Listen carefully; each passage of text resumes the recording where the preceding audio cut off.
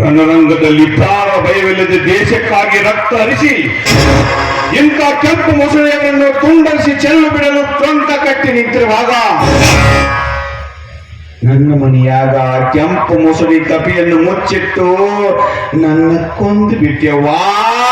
ಈ ನಿನ್ನ ಮಗನ್ನ ಕೊಂದು ಬಿಟ್ಟಿ.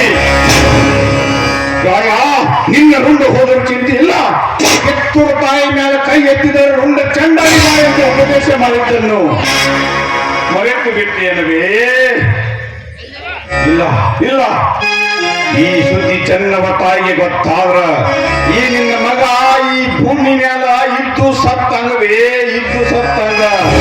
ಇಲ್ಲ ಇಲ್ಲ, ಕಂಪನಿ ಸರ್ಕಾರದ ರಾಯಭಾರಿನ ಕೊಂದು ಬಂದಾನ.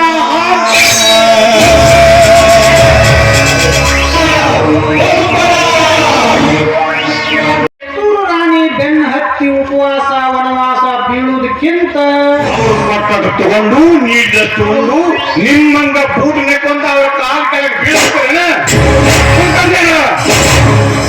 ಎಷ್ಟಕ್ಕ ಹಲ್ಲಾಗ ನಾಲಿಗೆ ಇಟ್ಕೊಂಡು ಸುಮ್ಮನೆ ನಿಂದಿರ್ತಾರೋ ಇಲ್ಲ ಕೆರಕಿದ್ದಂಗ ನಿಮ್ಮ ನಾಲಿಗೆ ಕೆತ್ತ ಕೈ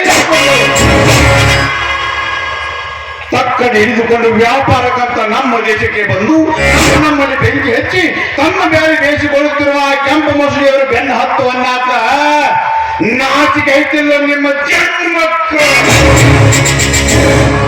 ನೋಡರಾಯಣ್ಣ, ಅವರಾಗ ಅವರನ್ನ ತಿಂದ ಬಡು ಜನ ಮಾಡಿದೀವಿ. ಕುಲಕರ್ಣಿಯರ ಆ ಕೆಂಪು ಮೊಸಳಿಯವರು ಬೆನ್ನು ಹತ್ತಿ ಅವ್ರು ಹೇಳ್ದಂಗ ಮಾಡಿದ್ರ ನೀವು ಈ ಊರ ಗೌಡರು ಕುಲಕರ್ಣಿಯರು ಶೆಟ್ರಾದ್ರೂ ಚಿಂತೆ ಇಲ್ಲ, ನಿಮ್ಮನ್ನ ಜೀವಂತ ಹೋಗಿರ್ತೀನಿ.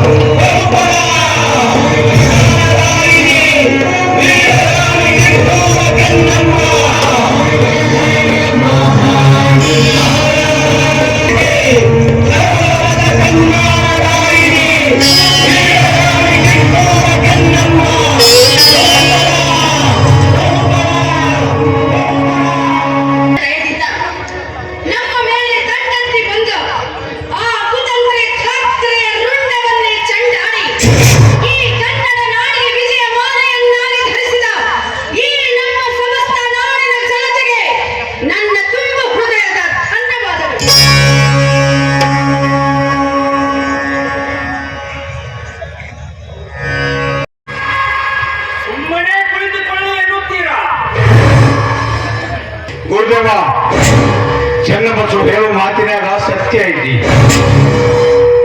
ಹಿಂದಿನ ಯುದ್ಧದಲ್ಲಿ ಸೋತು ಸುಣ್ಣಾಗಿ ಹೋದ ಆ ಆಂಗ್ಲ ಸರ್ಕಾರ ಮತ್ತೆ ಗೆದ್ದೇ ಗೆಲ್ಲುತ್ತೇವೆ ಎಂದು ಹಠದಿಂದ ಮುಂದೆ ಬಂದಿರುವಾಗ ಇದನ್ನು ತಕ್ಕಿಸಿಕೊಂಡು ಸುಮ್ಮನೆ ಕೈ ಕಟ್ಟಿ ಕುಳಿತುಕೊಳ್ಳಲಿಕ್ಕೆ ನಮ್ಮ ದೇಹದಲ್ಲಿ ಹೇಳಿ ಹರಿಯುತ್ತಿಲ್ಲ.